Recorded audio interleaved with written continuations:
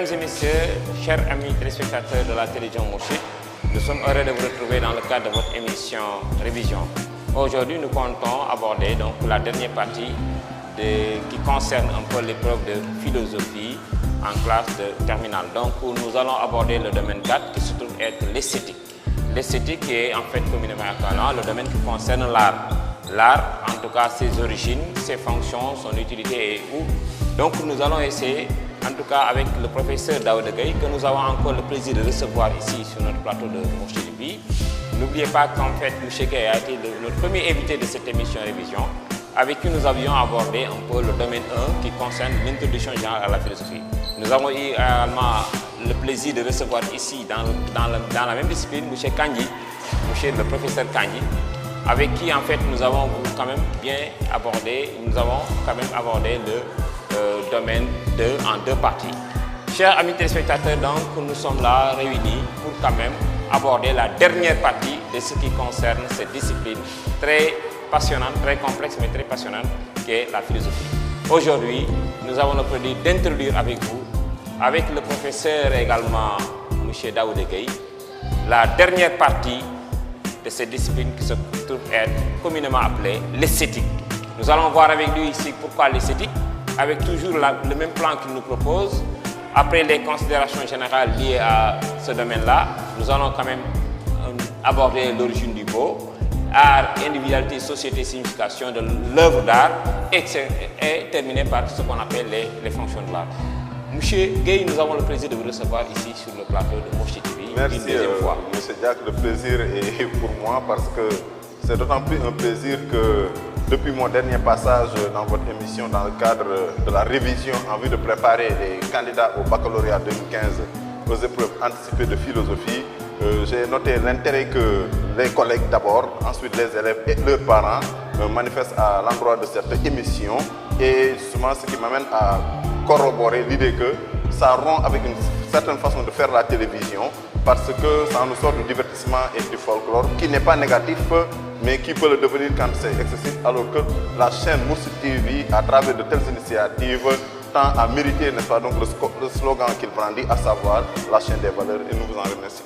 Voilà, nous vous remercions également d'avoir été également très volontaire. C'est la deuxième fois que nous vous recevons. Votre premier passage a été très apprécié par le public, également, et beaucoup de parents d'élèves et collègues nous ont proposé quand même de vous reconduire, de revenir avec vous, ce qui encore vous passionne et vous interpelle, en tout cas, qui se trouve être la philosophie. Mais pourquoi le domaine 4 justement est appelé esthétique? Pourquoi le terme esthétique? Oui, parce que le programme de philosophie est subdivisé en 4 domaines. Le domaine 1 sur lequel j'ai eu à intervenir lors de mon premier passage dans votre émission porte sur la réflexion philosophique. Le domaine 2 porte sur la vie sociale. Le domaine 3 sur l'épistémologie. Et maintenant, c'est le domaine 4 que nous abordons et il est intitulé esthétique. Et la particularité de ce domaine, particularité qu'il partage avec le domaine 3, c'est que c'est le domaine qui ne comporte qu'un seul chapitre, c'est donc des chapitres domaines.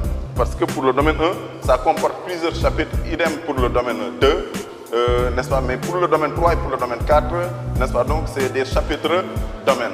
Et esthétique, pourquoi? Parce que la philosophie, nous l'avons vu dans l'étude, n'est-ce pas, donc, de son étymologie, mais également dans l'étude, n'est-ce pas, donc, du domaine 1 intitulé la réflexion philosophique, l'une des caractéristiques de la philosophie que nous avons retenue consiste en ce qu'elle n'a pas un objet défini, un objet limité.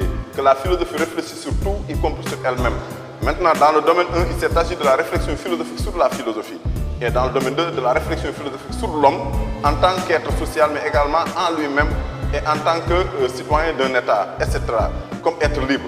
Alors, mais dans le domaine 3, la réflexion philosophique a porté sur la science, sur l'épistémé, c'est-à-dire sur le savoir, sur les différentes formes d'explication de la réalité. Et dans le domaine 4, la réflexion philosophique porte sur l'art, sur le beau, sur les conditions de production du beau, sur les différentes significations de l'œuvre d'art, mais également sur les fonctions de l'art. Et pour ce qui est du terme esthétique, il vient du grec aesthesis. Il vient donc du grec aesthesis qui signifie sensation. Un mot que vous connaissez qui, dans le jargon médical, qui consiste dans l'anesthésie notamment, a la même racine grecque que esthétique. Parce que l'anesthésie, vous voyez, c'est composé du préfixe privatif an et aesthésis qui signifie sensation, ça signifie donc absence de sensation. Donc l'art repose sur la sensation et donne une grande place à la sensibilité. Et d'ailleurs, c'est la raison pour laquelle le terme esthétique est dérivé de la racine grecque aesthésis qui signifie sensation.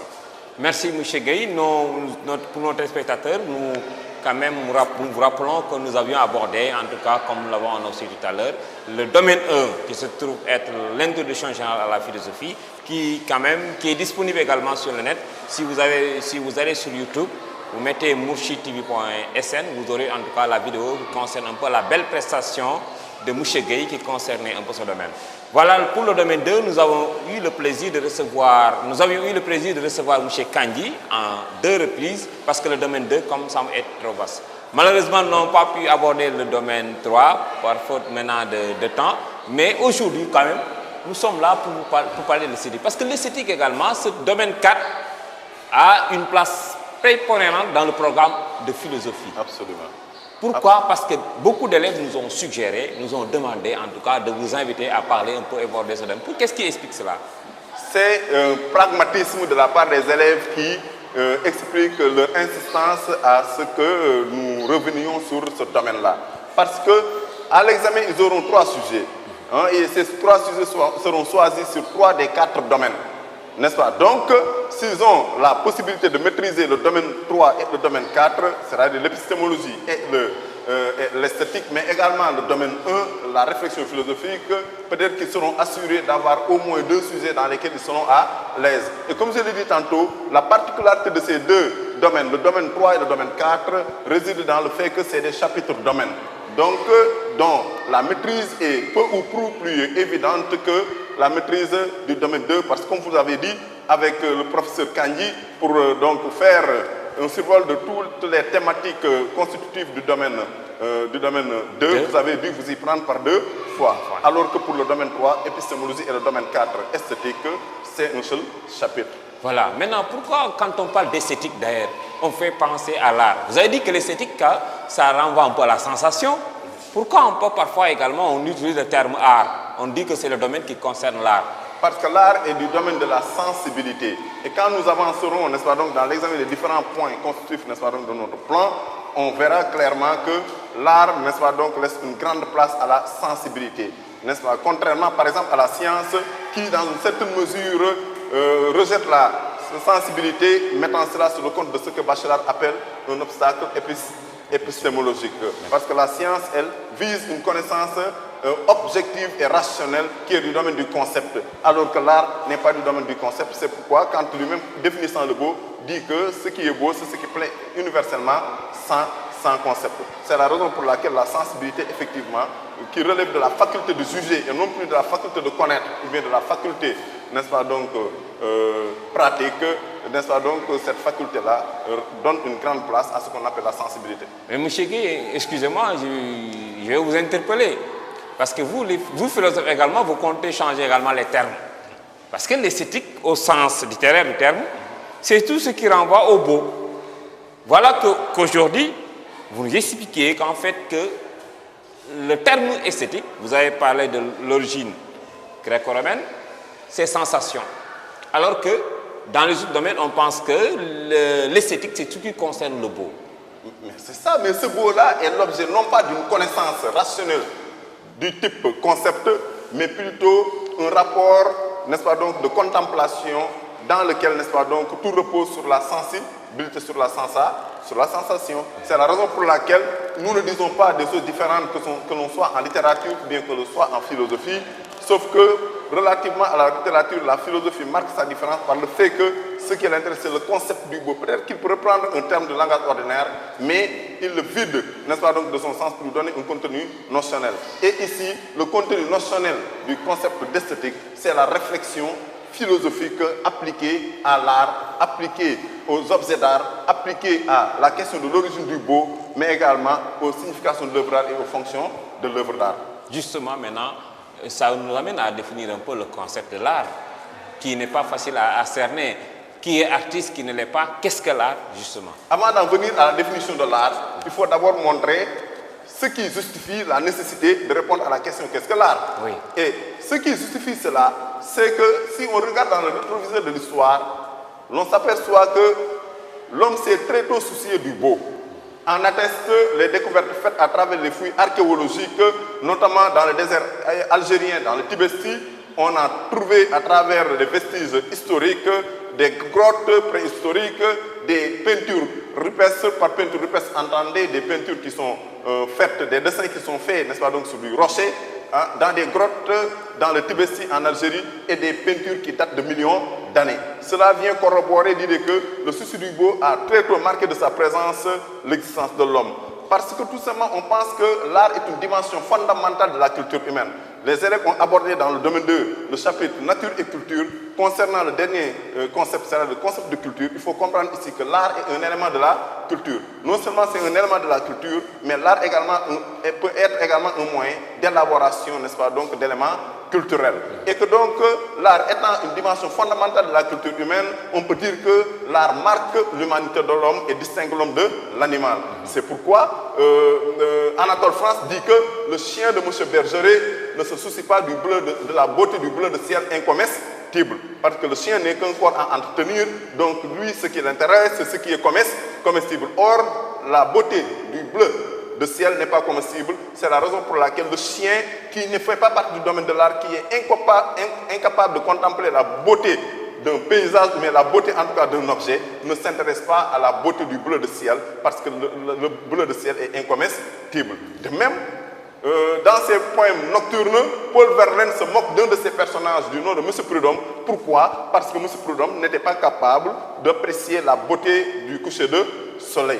Pour dire que l'art est l'affaire de l'homme et que l'animal en est exclu. C'est pourquoi Paul Verlaine n'a pas pu comprendre un homme, n'a pas pu avoir de sensibilité artistique. C'est pourquoi il tourne en dérision M. Proudhon. Pourquoi? Parce que, dit-il, il n'était pas capable d'apprécier la beauté du coucher de soleil. Cela vient attester une fois encore que l'art est l'affaire de l'homme. L'art est l'affaire de l'homme.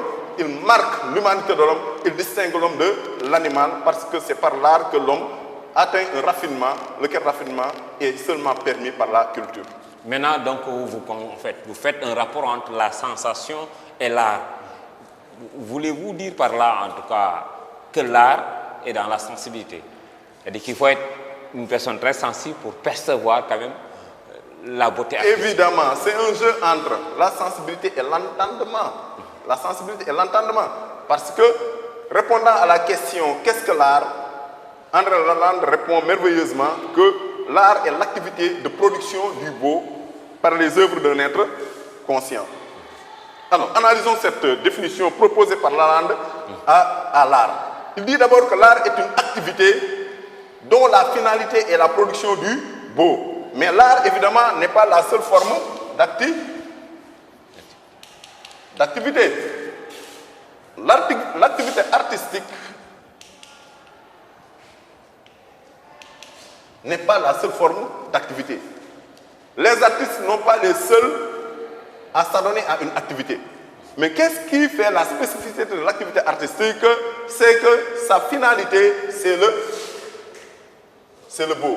Donc la finalité de l'œuvre d'art, la finalité du travail de l'artiste, de l'activité de l'artiste, c'est le beau. Et à ce niveau, tout à l'heure, vous me posiez la question, qu'est-ce qui distingue l'artiste, par exemple, de l'artisan? C'est que l'art n'est pas une activité laborieuse, autrement dit, ce n'est pas un travail, parce qu'un travail, c'est une activité qui a une finalité bien pratique, laquelle finalité pourrait se décliner en termes de satisfaction des besoins biologiques, des besoins physiques. Mais l'art a pour finalité le beau et non autre chose. C'est pourquoi cela relève plutôt de l'ordre du divertissement, de l'ordre du loisir. Donc l'art est une activité ludique étant, n'est-ce pas, donc un adjectif formé à partir du mot, du substantif loisir. Alors qu'ici, nous avons affaire à des activités laborieuses. Par activité laborieuse, entendez un travail. L'artisanat, par exemple. L'artisanat est de l'ordre, n'est-ce pas, donc, du travail. Et la différence entre l'artiste et l'artisan, c'est que l'artisan crée dans un but utilitaire. Prenons l'exemple du menuisier. Le menuisier, la finalité de son activité, c'est la fabrication d'un lit. Mais cette finalité-là n'est pas en elle-même sa finalité. Autrement dit, il ne vise pas à créer un lit uniquement pour créer le lit. Autrement dit, son activité obéit à une finalité intéressée parce que le lit doit à terme être utilisé pour satisfaire un besoin biologique, le besoin de dormir. N'est-ce pas? Donc, il n'a pas besoin de donner à son œuvre une harmonie au point de la rendre belle. Cela n'intéresse pas parce que ce qu'il vise, ce n'est pas le beau, c'est l'utile. Parce que celui qui a vraiment sommeil et qui veut satisfaire son besoin de dormir ne fait pas de différence entre un beau lit et un lit qui n'est pas beau. L'essentiel est que le lit ait une forme commode pour lui permettre de s'affaler dedans et de dormir. Voilà. Mais l'artiste, lui, ne s'intéresse pas à l'utile, mais plutôt au beau. Maintenant, un menuisier peut à la fois être artisan et artiste. Parce que les menuisiers, surtout aujourd'hui, ne se limitent pas seulement à donner à leur lit la forme adéquate pour satisfaire le besoin physique de dormir, mais ils ajoutent de l'harmonie en quoi faisant, par exemple, en gravant des caractères, des dessins dans le bois, en ajoutant une couche de vernis, en mettant des miroirs, n'est-ce pas, pour embellir. Or, ce qu'il ajoute à son œuvre ne rend pas le sommeil meilleur. Ça ne rend pas le lit plus confortable. Oui. Donc, ce qu'il ajoute à son œuvre est tout à fait inutile. Inutile du point de vue des besoins physiques, des besoins biologiques, n'est-ce pas? Et ce qu'il ajoute à son œuvre, c'est ce qu'on appelle le beau. Et ce beau-là est purement désintéressé. Donc, vous voulez dire effectivement que l'art est dans la gratuité. C'est une œuvre d'art, on ne cherche pas un intérêt particulier, en tout cas un intérêt pécuniaire. En tout cas, si par intérêt on entend la satisfaction des besoins du corps, des besoins physiques, l'art n'est pas pour servir à ce genre de besoins. Mais l'art est fait pour être contemplé. Une œuvre d'art, elle est faite pour être contemplée. Le plaisir que cela suscite. Mais ce n'est pas le corps qui contemple l'œuvre d'art. Le corps, ce qui l'intéresse, c'est la satisfaction de ses besoins biologiques. Justement, si l'homme s'intéresse au beau, c'est parce que l'homme n'est pas seulement un ventre et un bas-ventre à nourrir. Autrement dit, il n'est pas seulement un corps à nourrir. Et d'ailleurs, c'est en cela que l'animal, lui, qui n'est qu'un corps à entretenir en raison de l'instinct de conservation, cet animal-là ne se préoccupe que de ce qui pourrait, n'est-ce pas, donc, le permettre à assurer sa survie. Et cela, c'est la satisfaction des besoins biologiques. Mais aussitôt, la satisfaction des besoins biologiques terminée, l'homme, n'est-ce pas, donc, sent un autre besoin, et ce besoin-là n'a pas rapport au corps, mais plutôt à l'âme. Dans la contemplation esthétique, ce n'est pas le corps qui est engagé, mais c'est plutôt l'âme qui est engagée. Et dans nos développements ultérieurs, notamment par rapport à la problématique de l'origine du beau, cela se précisera. Mais justement, une interrogation. L'on a tendance à dire souvent que l'art est une récréation. Recréer, ou bien l'art est-il une création? En tout cas, la notion de créer ou de recréer, Gaston Bassard dit que l'art, c'est la transfiguration, reproduction de la nature. Donc l'artiste ne crée pas, il recrée. Est-ce que vous partagez justement ce point de vue-là? Oui, avant d'en arriver là, parce que ça, c'est au niveau de la problématique de l'origine du beau, effectivement, il y a plusieurs thèses qui, n'est-ce pas, donc s'entrechoquent par rapport à la réponse relative à la question quelle est l'origine du beau, quelle est l'origine de l'œuvre d'art. Mais si vous me permettez un peu, toujours parce que c'est important, cette différence qu'il y a entre l'art et l'artisanat, entre, n'est-ce pas, donc, l'artiste et l'artisan, la différence, encore une fois, c'est que l'artiste crée dans un dessin inutile, dans un dessin désintéressé. Autrement dit, contrairement à l'artisan qui, lui, a pour finalité de produire un objet qui puisse être utilisé, donc qui crée dans un dessin utilitaire, l'artiste, lui, la finalité de son activité, c'est le beau. C'est pourquoi... C'est le fameux débat des Parnassiens. Dis le beau était toi, comme Théophile Gautier. C'est la raison pour laquelle, justement, Lalande définit l'art comme l'activité de production du beau.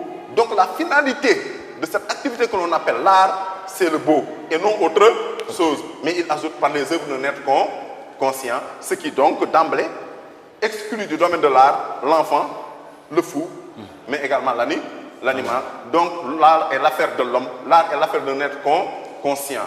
Mais à ce niveau, le problème qui se pose est une des problématiques les plus sujettes à polémique, c'est la question du jugement esthétique. Le jugement esthétique se formule, l'œuvre est belle. Est-ce que ce jugement esthétique est relatif ou bien est-ce qu'il est universel?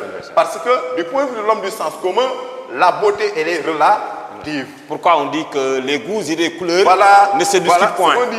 des goûts et des couleurs, on ne discute pas. Ou encore que la beauté ne se trouve pas dans l'objet regardé, mais plutôt dans les yeux de celui qui regarde.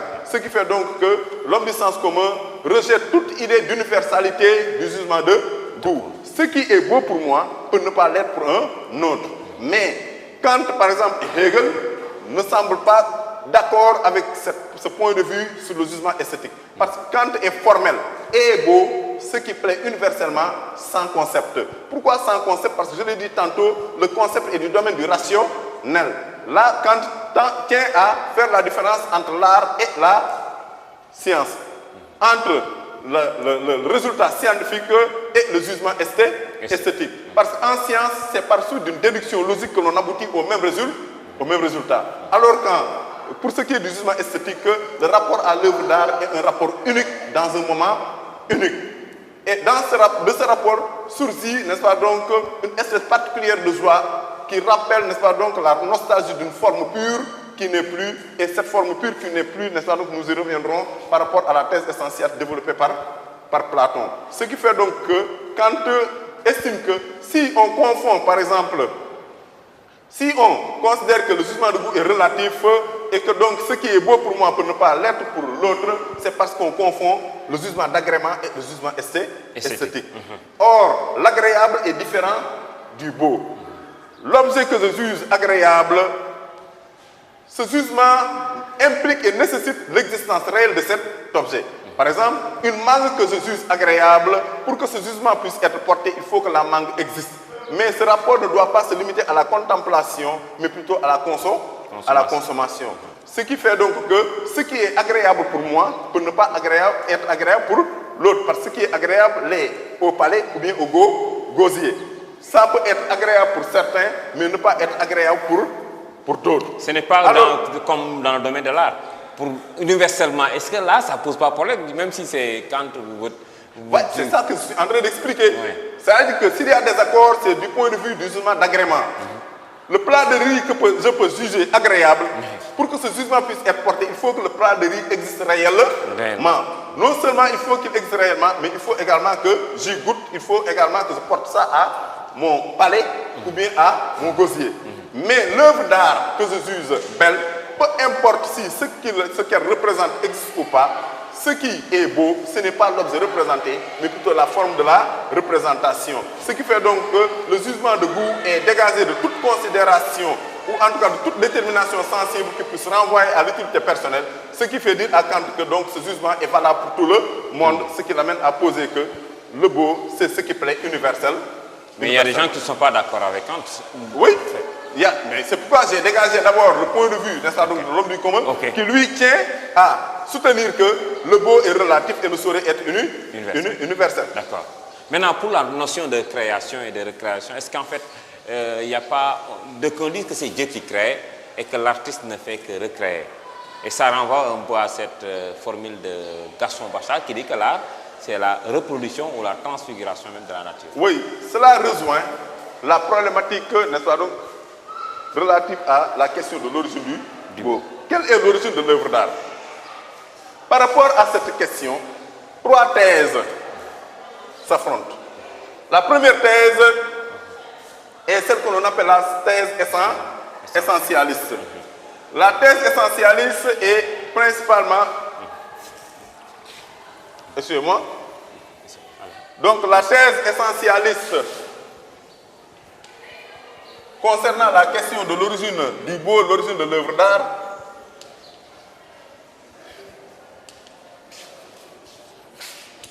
la thèse essentialiste, elle est défendue par Platon. Essentialiste parce que Platon parle n'est-ce pas, donc, de l'essence du beau. Parce que Platon opère une dichotomie du monde en monde intelligible et en monde sensible. Le monde intelligible, dit Platon, c'est le monde des idées, c'est le monde des essences éternelles et immuables. Éternelles et immuables, c'est-à-dire qui ne change pas. Et le beau est de l'ordre, n'est-ce pas, donc, de ces essences. Et l'âme humaine, avant son insertion dans le corps, dit Platon, a d'abord séjourné dans le monde intelligible. Et dans le monde intelligible, l'âme a eu à cohabiter avec ses pairs, que sont les autres idées. Par exemple, l'idée de beau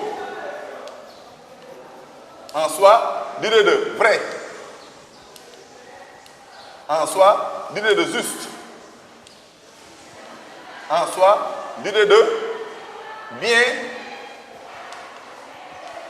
en soi. Entre parenthèses, c'est ce bien en soi que l'on appelle également la vertu, qui est l'objet de la quête de Socrate et de Ménon dans l'ouvrage éponyme. Parce que c'est Ménon qui pose la question à Socrate, qu'est-ce que le bien, qu'est-ce que la vertu? Ah, non, plutôt, si la vertu s'enseigne ou bien s'acquiert sous une autre modalité, Socrate de lui rétorquer qu'avant de dire si la vertu s'enseigne ou pas, il faut d'abord qu'on s'entende sur ce qu'est la vertu. C'est le bien en soi qu'il, n'est-ce pas, donc rechercher. Mais ce bien-là n'est pas du monde sensible. Ce bien-là, c'est le modèle, n'est-ce pas, donc, de tout ce qui est bien dans le monde sensible. C'est l'idéal vers lequel tendent tous ceux qui prétendent au bien. C'est la raison pour laquelle, certainement, jusqu'à la fin du dialogue, ils n'ont pas pu cerner, saisir, n'est-ce pas, donc, l'objet de leur quête, à savoir la vertu. À travers la philosophie et la science également, l'âme recherche le vrai en soi. À travers l'art, c'est ce beau en soi que l'âme cherche, n'est-ce pas, donc, à atteindre. Mais pourquoi l'âme s'intéresse-t-elle au beau, au vrai, au juste et au bien? C'est parce que tout simplement, l'âme est de la même substance que ces idées-là. L'âme, dit Platon, avant son insertion dans le corps, c'est-à-dire dans le monde sensible, a d'abord vécu dans le monde intelligible. Et dans le monde intelligible, l'âme a eu, n'est-ce pas, donc, l'occasion de contempler le beau en soi, le vrai en soi, le juste en soi et le bien en soi dans toute leur splendeur et dans toute leur clarté, des formes pures sans mélange. Pourquoi sans mélange? Parce que les beautés particulières sensibles que nous connaissons dans le monde sensible sont mélangées avec de la matière. Alors que ce beau en soi est exempt de toute matière, c'est le beau, une idée, une essence éternelle, immuable et une essence qui n'est mélangée à rien, une forme pure. Et c'est ce beau en soi que l'âme a eu à contempler dans le monde intelligible, mais que sur le chemin qui a conduit l'âme du monde intelligible vers le monde sensible, donc vers le corps, l'âme assoiffée a bu de l'eau du fleuve l'été. En grec, c'est-à-dire le fleuve de l'oubli. Ce qui fait donc que l'âme, une fois dans le corps, semble avoir oublié toutes les connaissances, n'est-ce pas, donc, dont elle est grosse pour les avoir contemplées lorsqu'elle était dans le monde intelligible. Mais cela n'a pas empêché l'âme de souffrir d'une sorte de nostalgie de nature ontologique. C'est la nostalgie de ce beau en soi qu'elle a contemplé dans le monde intelligible qui fait que dès que l'âme voit dans le monde sensible une forme belle, elle ne peut pas se retenir d'aller vers cette beauté parce que c'est comme si elle était saisie par un transport d'admiration en raison de cette nostalgie parce que cette beauté particulière sensible lui rappelle le beau en soi. Maintenant, et qui donne raison également à Kant, donc. Voilà. Maintenant, Platon dit que l'artiste, c'est celui qui cherche à matérialiser sur un tableau ou bien sur une toile le ressouvenir de ce beau. Parce qu'il dit que, en fait, connaître, ce n'est pas trouver quelque chose en dehors de nous. Connaître, c'est se ressouvenir dans la mesure où l'âme contient déjà toutes les connaissances qu'elle recherche pour les avoir contemplées lorsqu'elle était dans le monde intelligible. Mais en raison de cet elle a traversé le fleuve de l'oubli. Et en raison de cet oubli-là, il faut des situations particulières et des questions taillées sur mesure, ce qui est de l'ordre de la philosophie, pour amener l'âme, n'est-ce pas, donc, à se ressouvenir sous la forme d'un accouchement de toutes les idées qu'elle a contemplées lorsqu'elle était dans le monde intelligible. Maintenant, l'artiste cherche à matérialiser sur une toile ou bien sur un tableau le ressouvenir de ce beau. Mais Platon dit que ce que l'artiste parvient à représenter, ce n'est pas le beau en soi, mais plutôt une copie imparfaite du beau en soi, parce que le référentiel ou bien la référence de l'artiste, ce n'est pas le monde intelligible, c'est le monde sensible. Lequel monde sensible est, selon Platon, une copie imparfaite du monde intelligible. Donc l'art est la copie imparfaite d'une copie imparfaite du monde vrai, ce qui fait dire à Platon que l'art est un mensonge au second degré, en raison de ce que le premier degré de mensonge, c'est le monde sensible, la nature qui est une copie imparfaite du monde vrai, et l'art qui est la copie de la copie imparfaite du monde vrai, et une copie imparfaite, ce qui en fait un mensonge au second degré. Et à ce niveau, Platon dit que si la philosophie et la science, par la dialectique ascendante, cherchent à nous mener hors du monde sensible, vers le monde vrai, vers la vérité, l'art, au contraire, nous éloigne de la vérité, parce qu'au lieu de nous mener dans la direction du monde intelligible, du monde vrai, nous en éloigne et nous en détourne, et nous éloigne, n'est-ce pas, donc, de la vérité. C'est pourquoi dans sa cité idéale, il dit qu'on devrait chasser les poètes de la cité idéale, parce qu'ils sont des marchands d'illusions. D'accord. Maintenant, vous voulez dire par là que ce n'est pas le regard qui perçoit la beauté d'une œuvre d'art. C'est plutôt une question de sensation, comme vous l'aviez annoncé avec l'esthétique. Donc on sent la beauté. De toute façon, ça n'a jamais été l'œil qui voit, n'est-ce pas? C'est plutôt l'œil de l'esprit. Oui. C'est l'œil de l'esprit qui voit. Oui. Parce que c'est le fameux débat entre les empiristes et les rationalistes, débat dépassé par l'idéalisme transcendantal de Kant, qui dit que certes la connaissance commence par la sensibilité, mais l'organisation du divers sensible, objet de notre intuition sensible, se fait au moins de l'entendement, qui est la faculté des concepts et des catégories. N'est-ce pas? Donc voilà la position de Platon par rapport à la question de l'origine du beau. N'est-ce pas? Mais il n'y a pas que cette réponse apportée à la question de l'origine du beau ou bien de l'œuvre d'art. Il y a également la deuxième thèse qui correspond, n'est-ce pas, donc, à ce qu'on appelle la thèse naturaliste. On l'appelle thèse naturaliste parce que c'est une thèse qui défend la conception de l'art mimésis, l'art comme imitation de la nature, l'art comme reproduction fidèle de la réalité. Et cette thèse, elle est d'abord défendue par Albert Dürer. Albert Dürer dit que l'art réside dans la nature. Qui peut l'en extraire le possède.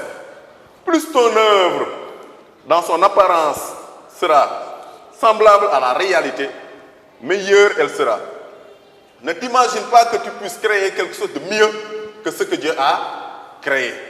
Nous sommes dans une perspective théiste, parce que lui, il part du principe que c'est Dieu qui a créé la nature et que l'artiste qui est un humain ne peut que rester prostré dans une posture d'imitation de Dieu, de reproduction fidèle de la réalité. Et que l'œuvre d'art la plus parfaite, c'est celle que l'on peut prendre pour la réalité elle-même. Et dans le sillage tracé par Albert Dürer, Ingres, un autre peintre, dira qu'il est impossible de se former l'idée d'une beauté à part, l'idée d'une beauté supérieure à celle qu'offre la nature, qu'il est de concevoir un sixième sens. Et lorsqu'il s'adressait à ses élèves, Ingres le répétait souvent: dessine, peint, imite, fils de la nature morte. En effet, l'art n'est jamais plus parfait que lorsqu'on peut le prendre pour la nature elle-même. Et par rapport à cette conception de l'art comme imitation de la nature, nous avons l'exemple de Zeuxis qui, dans un tableau intitulé « L'enfant au raisin », le tableau donc qu'il a peint et qu'il a intitulé « L'enfant au raisin » avait représenté des raisins tellement vraisemblables que même des oiseaux se sont trompés et sont venus les picorer. Ensuite, lui-même dira que j'ai mieux réussi avec les raisins qu'avec l'enfant. Parce que si j'avais peint l'enfant avec le même génie que les raisins, effectivement, les oiseaux auraient dû prendre peur et ne pas s'approcher, n'est-ce pas, donc des raisins. Donc ça, c'est une illustration parfaite de la conception de l'art comme imitation parfaite de la réalité. Nous trouvons également dans l'Antiquité un autre peintre du nom de Praxis qui avait peint sur un mur de sa chambre des rideaux qui étaient tellement vraisemblables que lui-même parfois se levait et pensant prendre le chemin de la porte, se cognait la tête sur les rideaux, tellement ces rideaux-là étaient reproduits de façon très vraisemblable. Donc ça, c'est des exemples donc, qui viennent illustrer la thèse naturaliste suivant laquelle l'art est une imitation de la nature et que l'œuvre d'art n'est qu'une copie fidèle, une photocopie ou en tout cas un facsimilé, un daguerréotype du réel. Et au 19e siècle également, sous l'impulsion du positivisme triomphant, le roman réaliste et le roman naturaliste vont épouser les formes d'une reproduction fidèle de la réalité par souci de vérité comme en science. À ce propos, nous avons Stendhal, un des représentants du courant naturaliste, qui dira que le roman est un miroir que l'on promène le long d'un chemin. Or, quand on est là face à un miroir, il nous renvoie fidèlement le reflet de notre image sans rien ni ajouter. De même, le porte-parole, n'est-ce pas, donc, du réalisme, Gustave Flaubert, dira que l'artiste n'a pas à donner son avis sur les choses de ce monde. Il doit imiter Dieu dans sa vocation, c'est-à-dire faire et se taire. Et lorsqu'il écrit Madame Bovary, il confesse: en écrivant cette œuvre, j'éprouve comme une répulsion irrésistible à y mettre quelque chose de mon cœur. Pour traduire l'idée selon laquelle le romancier doit s'atteler à, autant que faire se peut, à reproduire fidèlement la la réalité. Zola lui-même, pour écrire Germinal, œuvre dans laquelle il relate la vie des mineurs, est descendu à l'intérieur d'une mine pour ne pas, n'est-ce pas, donc mêler son imagination à son œuvre, mais plutôt à observer et à reproduire ce qui se passe effectivement et fidèlement dans la réalité de la vie des mineurs à l'intérieur de la mine, dans son œuvre Germinal. Germinal, on dit même qu'une œuvre réaliste ou nataliste n'est achevée qu'après multiples touches de correction et de recorrection. C'est pourtant un peu vers cette réalité, une copie donc de la nature. Voilà, mesdames et messieurs, comme vous l'avez constaté avec le professeur Gueye, nous venons d'aborder deux thèses opposées qui concernent un peu voilà, la notion du beau et l'origine de l'art. Il y a une troisième thèse, monsieur Gueye. La troisième thèse, c'est la thèse de la création qui vient s'opposer à la thèse naturaliste.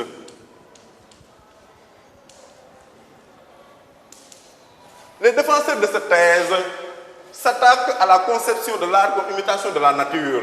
Voici le raisonnement. Ils disent que si, comme le prétendent les défenseurs de la thèse de l'art comme imitation de la nature, l'œuvre d'art est une imitation, une copie fidèle de la réalité, alors où se trouve dans la réalité, dans la nature, l'original du poème à copier? Parce qu'un poème, c'est une œuvre d'art. Or, pour les naturalistes, l'œuvre d'art est une reproduction fidèle de la réalité, une copie de la réalité. Alors, dans la réalité, où se trouve le poème à copier? Bon, il n'y a pas de poème dans la nature. Baudelaire, à ce propos, dira que, à propos des naturalistes, il se trompe en ce qu'il confondent le dictionnaire de l'art avec l'art lui-même. Il dit que les naturalistes confondent le dictionnaire de l'art avec l'art lui-même. Il copie un mot du dictionnaire, croyant copier un poème. Or, un poème ne se copie jamais, il se veut composer. Quel est le dictionnaire de l'art? C'est évidemment la nature. Quel est le dictionnaire de la langue? C'est soit le Larousse, etc. Et dans un dictionnaire, pour faire une phrase par exemple, est-ce qu'on doit se contenter de copier fidèlement un dictionnaire? Il n'y a pas de phrase dans un dictionnaire. Dans le dictionnaire, il y a des mots épars. Maintenant, je peux prendre ici un mot, là-bas encore un mot, et en fonction de ce que moi je veux dire, je vais composer une phrase pour lui donner un sens. De la même manière également, pour les défenseurs de la thèse de la création, l'œuvre d'art n'est pas une copie fidèle de la réalité.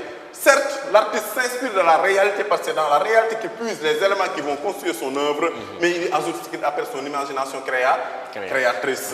Donc, pour les défenseurs de la thèse de la création, l'art n'est pas mimésis, l'art est poésis, c'est-à-dire création. Et cette création maintenant ne se fait pas ex nihilo, c'est-à-dire à partir de rien, parce que l'artiste part de la réalité qui lui sert de source d'inspiration, mais c'est par son imagination créatrice que l'artiste trouve le talent nécessaire à la création d'une œuvre d'art. Et l'imagination ne reprend pas la réalité à l'identique, fidèlement. L'imagination est une négation de la réalité. André Malraux dit que l'art est une transfiguration, une stylisation, mais également une métamorphose de la réalité. La nature est toujours niée et ramenée à un idéal humain lorsque l'artiste la représente avec ses propres sentiments. D'accord. Trois thèses assez éloquentes, en tout cas opposées, mais qui quand même permet un peu de cerner, cette notion. Toutes les positions défendues par rapport à la problématique de l'origine du beau. Maintenant, nous allons peut-être voir l'utilité de l'art. À quoi sert l'art, en tout cas, justement, au-delà de cette contemplation, au-delà du plaisir de contempler une œuvre d'art? L'art sert à quoi? Maintenant, l'œuvre d'art, comme j'ai dit, est présente dans la société. L'art en général est présent dans la vie de l'homme. Et par rapport à cette présence, l'art donc faire l'objet de plusieurs interprétations. Dans ces différents rapports qu'il entretient d'abord avec l'individu, mais également avec la société. N'est-ce pas? Et par rapport au rapport entre art et individu, nous allons explorer la piste, n'est-ce pas, donc de l'interprétation que la psychanalyse nous propose de l'œuvre d'art. Et par rapport à cette interprétation que la psychanalyse de Freud donne de l'œuvre d'art, évidemment, Freud part déjà d'une comparaison entre l'artiste et le névropathe. Le névropathe, c'est le fou. Le fou, c'est celui qui a perdu tout contact avec la réalité. Donc ça vient du terme névrose. Ça vient du terme, c'est composé de névrose et de pathos. Pathos qui signifie affecte, bien. Anomalie. Voilà, anomalie quoi. Ce qui t'affecte, donc un trouble de la personne, de la personnalité. Donc, la psychanalyse de Freud donne une interprétation de l'œuvre d'art. Et dans son interprétation de l'œuvre d'art, Freud part d'une comparaison entre l'artiste et le névropathe. Le névropathe, je l'ai dit tantôt, c'est le fou. C'est-à-dire le fou. Et à ce propos donc, il dit que l'artiste, comme le névropathe, s'était retiré loin de la réalité insatisfaisante dans ce monde imaginaire. Mais à l'inverse du névropathe, l'artiste s'entendait à retrouver le chemin de retour et à reprendre pied dans la réalité. Ce qu'il veut montrer par là, c'est que le fou s'absente du monde, mais son absence est une absence prolongée, voire définitive. Tandis que l'artiste, certes, au moment de la création, il s'absente de la réalité, mais c'est juste le temps de la création ou bien de la prestation. Dès qu'il finit son œuvre, l'artiste revient dans la réalité. Si nous prenons par exemple quelqu'un comme Cheikh Gueye, plus connu sous le nom de Saner pour le rôle qu'il a eu à interpréter dans la pièce éponyme, Saner, le temps qu'il est à interpréter un rôle dans une pièce de théâtre, il est complètement coupé de la réalité, de sa famille, etc. Parce qu'il est dans son rôle, il est dans son monde imaginaire. Il incarne un autre personnage. Voilà, il incarne un autre personnage. Et là, il est complètement dans une autre réalité, il est absent de la réalité. Mais son absence, contrairement à l'absence du fou, n'est pas une absence définitive et cette absence ne sera même pas prolongée. Elle ne durera, cette absence, que le temps de l'interprétation de ce rôle dans cette pièce de théâtre. Dès que cette pièce se termine, Saner revient dans la réalité. Et là, il n'est plus Saner, il devient Cheikh Gueye. N'est-ce pas? Alors que le fou, lui, son absence du monde est une absence prolongée ou définitive. C'est pourquoi, justement, Charles Péguy dit que dans la folie, nous avons perdu le monde et le monde nous a complètement perdus. Mais qu'est-ce qui rend la réalité si insatisfaisante pour pousser l'artiste à vouloir s'évader de la réalité pour aller s'exiler dans ce monde imaginaire? Il y a d'abord que selon Freud, le fond de notre personnalité, c'est le ça. Le ça correspond à l'inconscient. L'inconscient, c'est le ça. Et le ça est un vaste réservoir instinctogène, c'est-à-dire qui génère des instincts de pulsions de plaisir, mais également des pulsions d'agressivité. Maintenant, ces pulsions, c'est des désirs qui ne sont pas conscients. Et ces pulsions cherchent à être satisfaites. Et la caractéristique principale de ces pulsions, c'est qu'elles méconnaissent les règles de la morale ou bien les règles sociales. C'est ce qui nous rattache à l'animalité. Seulement, au cours de l'éducation, l'individu a intériorisé un certain nombre de règles que l'on appelle normes sociales qui viennent, n'est-ce pas, donc s'installer dans cette partie du psychisme que Freud appelle le surmoi. Le surmoi, donc, est le résultat de l'intériorisation par l'éducation des règles sociales. Et que donc, si les pulsions veulent se frayer un passage à travers le surmoi pour accéder à la conscience, le surmoi s'interpose et s'il se rend compte que ces pulsions ne sont pas conformes avec les normes sociales, il bloque les pulsions et les refoule au fond de l'inconscient. N'est-ce pas? Maintenant, si l'artiste vit dans une société close, pour parler comme Henri Bergson, une société où les normes sont trop contraignantes, évidemment, il ne pourra pas satisfaire ses pulsions et que donc il va accumuler, n'est-ce pas, donc beaucoup de frustration, ce qui finira par rendre l'artiste incapable de s'adapter à la réalité. Et n'arrivant plus à s'adapter à la réalité, l'artiste va chercher à s'exiler hors de la réalité. Et la modalité par laquelle il opère cet exil-là, c'est la création artistique, création par laquelle l'artiste crée un monde fictif à son image, un monde fictif qui obéit à ses aspirations. Et dans ce monde fictif qu'il a lui-même créé, l'artiste retrouve son équilibre psychologique. Mais à part, n'est-ce pas, donc l'insatisfaction des désirs en raison, n'est-ce pas, du poids du surmoi, il y a d'autres sources, d'autres causes qui peuvent amener l'artiste à vouloir s'évader dans la société. Les causes de stress, comme la pauvreté, comme les déceptions, comme les échecs, mais également les personnes génératrices de stress. surtout dans notre société, il y a des personnes dont la présence cause le stress. Autant de choses donc qui font que l'artiste n'arrive plus à s'adapter à la réalité. Voilà la raison pour laquelle, selon Baudelaire, l'art est le moyen pour l'artiste de s'installer dans un monde où tout n'est que calme, luxe et volupté. Tout n'est qu'ordre et beauté. Et dans ce monde fictif qu'il a lui-même créé, suivant ses propres aspirations, un monde qu'il a lui-même créé, suivant, n'est-ce pas, donc sa propre volonté, l'artiste retrouve son équilibre psychologique. Donc l'expression artistique soulage, comme on dit. Ce n'est pas de l'art, c'est le soulagement de mon cœur, disait Lamartine. Et si donc vous pensez que l'art est utile dans le sens où il permet à l'individu de se libérer, comme vous l'avez dit. Absolument, c'est ce besoin d'évasion, n'est-ce pas donc, ce besoin, n'est-ce pas donc, d'une sorte de soupape ou bien d'exutoire pour sortir un peu de la réalité, parce que l'artiste tel l'albatros de Baudelaire n'est plus à l'aise dans la réalité. C'est pourquoi il cherche à prendre son envol et à aller se refugier dans un monde imaginaire, dans un monde fictif. Et ce monde fictif, c'est l'œuvre d'art, c'est le roman, c'est le poème, c'est la musique, etc., qui sont des moyens d'évasion, qui sont autant de moyens donc d'évasion. Ça nous permet un peu d'aborder le statut de l'artiste, parce que vous l'avez assimilé à un fou. Il est incompris, ses ailes de géant l'empêchent de marcher, disait Baudelaire. Mais revenir encore sur les autres fonctions de l'art, et ça nous permettrait un peu, parce qu'il ne reste pas encore beaucoup de temps, est-ce que nous pouvons, au-delà de la dimension esthétique, le beau, oui, il y a l'évasion, il y a le ludique, vous l'avez dit. Voyez ce que je disais tout à l'heure. J'ai externalisé les fonctions de l'art, mais elles sont déjà contenues, n'est-ce pas, donc, dans les différents points que nous avons abordés. Mais avant cela, toujours dans les significations de l'œuvre d'art, il y a également la perspective maxienne. Karl Marx, lui, considère que l'œuvre d'art est le reflet de la conscience ou de l'idéologie de la classe sociale à laquelle l'artiste appartient. Parce que, comme le dit Karl Deleuze, derrière toute façon de voir, il y a une façon d'être. Marx dit que par la contemplation d'une œuvre d'art, on peut déterminer la classe sociale à laquelle appartient l'artiste, parce que l'œuvre d'art n'est que le reflet des conditions matérielles d'existence de l'artiste, ainsi que la conscience de classe de l'artiste.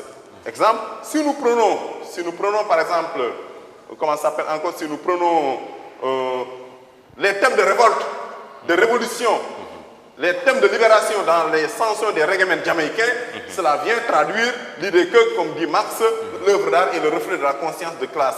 Quand dans leur tube Get Up, Stand Up, Bob Marley et Peter Tosh, n'est-ce pas donc, se révoltent, se soulèvent contre, n'est-ce pas donc, les injustices auxquelles, n'est-ce pas donc, les populations de la Jamaïque, en particulier des ghettos comme Kingston, étaient confrontées en raison, n'est-ce pas donc, d'une organisation injuste du monde. Peter Tosh dit dans le dernier couplet, we are sick and tired of your kissing game. En s'attaquant au système, l'accointance entre la bourgeoisie et l'Église comme un moyen de faire accepter, n'est-ce pas donc, aux opprimés leurs conditions d'opprimés, en leur disant que bienheureux sont ceux qui sont malheureux ici, parce que dans l'au-delà, ils seront récompensés. Il dit, we are sick and tired of your kissing game. Nous en avons ras-le-bol de vos jeux d'enfants. To die and go to heaven in Jesus' name. Mourir et aller au paradis au nom de Jésus. We know and we understand Almighty God is a living man. Nous savons et nous avons compris que Dieu Tout-Puissant est un homme vivant. You can fool some people sometimes, but you can't fool all the people all the time. Vous pouvez pas tromper une partie du peuple pendant une partie du temps, mais vous ne pouvez pas tromper tout le peuple tout le temps. Now we see the light and we're going to stand up for our rights. Maintenant, nous avons vu la vérité, nous allons nous lever pour nous battre pour nos droits. Par exemple, cette œuvre-là ne peut pas être créé par un artiste comme Justin Bieber ou bien par un artiste comme Elton John. Pourquoi? Parce que c'est des artistes qui appartiennent à la bourgeoisie et leur œuvre d'art reflète leur conscience de classe. Donc là, l'art devient un instrument et non pas un simple ornement comme nous l'avons vu avec la dimension esthétique. Voilà, cela nous sert de transition vers les fonctions de l'art. La principale fonction de l'art, c'est la fonction esthétique. Ainsi que c'est contenu dans la définition que André Lalande propose de l'art. L'activité de production du beau par les œuvres non conscientes. Mais qu'est-ce que le beau? Le beau, c'est ce qui plaît. Le beau, c'est ce qui remplit le cœur de joie. Le beau, c'est ce qui séduit les yeux. C'est ce qui est agréable aux oreilles. Et d'ailleurs, ça recoupe avec la définition de la musique comme l'art de combiner les sons de manière agréable à l'oreille. Et intéressant pour l'esprit. L'art, donc, le beau, donc, c'est ce qui plaît. Le beau, c'est ce qui ravit l'âme. Le beau, c'est ce qui donne de la joie. Et d'ailleurs, c'est la raison pour laquelle Jean Delacroix dit que là où la joie a manqué, l'art a manqué. Nous ne sommes à proprement parler devant une œuvre d'art que celle-ci nous laisse sans voix. En écho à Jean Delacroix, l'artiste sénégalaise Titi dit que bon amé lu la mettre mbaa lu la tiis boo dégloo musique fàtte lépp. Donc l'art procure de la joie, mais c'est une joie esthétique. Sur un tableau, nous avons les différentes formes d'harmonie. Les harmonies de couleurs, la netteté des traits, la pureté des lignes. Et dans un poème, nous avons les différentes sortes d'harmonies, les harmonies sonores, les allitérations, les assonances, la régularité du vers en alexandrin, la rime, mais également les harmonies sonores et les harmonies d'image. Je vous donne un exemple, par exemple. Le morceau interprété par les deux rappeurs sénégalais, Iba de Rapadio et Matar de Kakolar, qui était à l'époque à BMG 44, moi j'aime bien. Ce n'est pas ce qui est dit dedans, mais la forme de la représentation. Sans commentaire, quand il dit nit ku nekk dinañ ko yàqal ndabam ci bépp anam mu toppatoo ko bañ mu xajam mbaa mu jël ko jox ko xajam war ci andam ndaxam jël bu génne ndoxam dana ndoxam. Donc c'est tellement beau. Et ici, ce qui est beau, ce sont les différentes sortes d'harmonie, la rime, n'est-ce pas donc, et également les harmonies d'image et de symboles. Et la rythmique également. Et de symboles. Oui. Et c'est ça que nous retrouvons par exemple dans un morceau dont le contenu peut choquer. Mais le jugement esthétique ne porte pas sur ce qui est dit ou bien sur l'objet représenté, mais plutôt sur la forme de la représentation. Et d'ailleurs, c'est ce qui veut dire à Kant que l'art n'est pas la représentation d'une belle chose, mais la belle représentation d'une chose. C'est ce qui fait donc que des pouilleux réels, ce qu'on appelle les pouilleux. Les pouilleux, c'est des gens qui sont sales, qui ne se lavent pas, qui ont le corps recouvert de poux et de crasse. Dans la réalité, ils sont repoussants. Mais lorsqu'ils sont représentés sur une toile par l'artiste espagnol Murillo, ça nous plaît.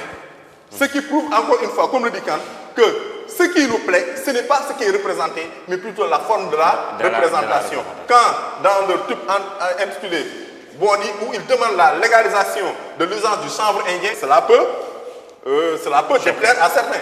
Mais ce n'est pas ce qu'ils disent qui est le fondement du beau, mais la façon dont ils le disent. Dans le dernier coupé, il dit Ngunu ngunu yek kati, rabadelo deug ci ndayam, yole yole yek bàcc yi, franc-maçon yek sàcc yi, pédophile yek toot yi, yanu pan di wax ci kopp yi, meeru seytaane yi ci koñ bi siñ fang toxkatu bon yi, etc., etc. Donc, on peut dire qu'ils sont insolents, on peut dire que ce qu'ils disent n'est pas acceptable, mais le jugement esthétique ne porte pas sur ce qu'ils disent, mais la façon dont ils le disent, et cette façon-là repose, n'est-ce pas, donc, sur un ensemble d'harmonie. C'est sur cela, n'est-ce pas, donc, que porte le jugement esthétique, et qui amène Kant à dire, encore une fois, je le répète, que l'art n'est pas la représentation d'une belle chose, mais la belle représentation d'une chose. Donc, ce qu'on juge, ce n'est pas ce qui est représenté, mais plutôt la forme de la représentation. Maintenant, une dernière question. Hein. Donc, à vous entendre parler, c'est comme si donc on peut résumer que l'art, c'est un instrument orné. Mais il y a Victor Cousin qui dit que l'art ne doit pas être détaché de l'esthétique. C'est-à-dire quoi? Il dit qu'il faut de la religion pour la religion, de la morale pour la morale, de l'art pour l'art. J'introduis un peu les parnassiens. Il y a des gens qui pensent qu'il ne doit y avoir de l'art que dans la quête perfectionnelle, la quête de la perfection formelle, la quête du beau. Et mêler l'art à la politique, mêler l'art à des causes même sociales, c'est tuer un des principes fondamentaux de l'art qui se trouve être l'esthétique, le beau. Ça, c'est un point de vue. C'est ce qui, parce que ça s'explique par le fait que le beau, la fonction esthétique est la fonction essentielle de l'art. Oui. Ça fait partie de l'essence même de l'art. On ne peut pas parler d'art sans évoquer le beau. Mais est-ce qu'on peut réduire la fonction de l'art à la seule fonction esthétique? Si dans l'art occidental, cette fonction esthétique semble mise en exergue, dans l'art africain, cette fonction esthétique, pour ne pas être abandonnée, est reléguée au second plan, et au premier plan, nous avons d'autres fonctions, comme la fonction thérapeutique. L'art peut avoir une fonction de guérir. C'est à travers des pratiques artistiques telles que le ndep, les chants, les danses, etc. L'art peut également avoir une fonction religieuse. À travers l'architecture, n'est-ce pas donc, qui produit, n'est-ce pas donc, de belles mosquées, des minarets, les chants religieux également. Quand tu écoutes Cheikh Diombaye, quand tu écoutes Doudou Kende, n'est-ce pas donc, c'est très artistique. Et là, l'art est assujetti, n'est-ce pas donc, à une cause religieuse, à une fonction religieuse. L'art peut également avoir une fonction pédagogique. À travers le théâtre, on peut éduquer un peuple. L'art peut également avoir une fonction de communication. L'art peut avoir une fonction de communication, mais l'art peut également avoir une fonction de sublimation. mention, j'allais l'oublier. Donc, parce que Freud dit qu'en raison du caractère contraignant des normes, l'artiste ne peut pas toujours satisfaire ses désirs, mais il cherche toujours une voie détournée pour satisfaire ses désirs de façon socialement acceptée. D'accord. N'est-ce pas? Merci beaucoup, M. Gueye. Nous sommes au terme de notre émission, mais nous allons peut-être donner la parole à M. Gueye, parce qu'on est à quelques jours des examens. Peut-être justement quelques orientations pour les candidats qui doivent affronter l'épreuve de 19. Je pense qu'aux candidats, je dirais que durant l'année philosophique, leurs professeurs respectifs se sont attelés à bien les préparer à pouvoir affronter avec sérénité ces épreuves anticipées de philosophie. Il n'y a rien de nouveau sous le soleil. Ils n'ont qu'à se mettre en tête l'idée qu'il s'agit d'un devoir. Ils n'ont pas paniqué quand il s'agit en classe de les soumettre à une évaluation. Et le bac également, c'est une évaluation. Et je ne pense pas qu'à la suite, n'est-ce pas, donc, de la préparation qu'ils ont reçue de le professeur, ils puissent rencontrer des sujets, n'est-ce pas, donc, qui puissent leur poser problème. Le problème maintenant, c'est à leur niveau. La préparation psychologique, elle est très importante. Ensuite, quand ils vont à l'examen, aujourd'hui, l'Office du bac a pris des mesures drastiques pour lutter contre toute tentative de fraude. Aujourd'hui, on n'attend même pas de te prendre la main dans le sac.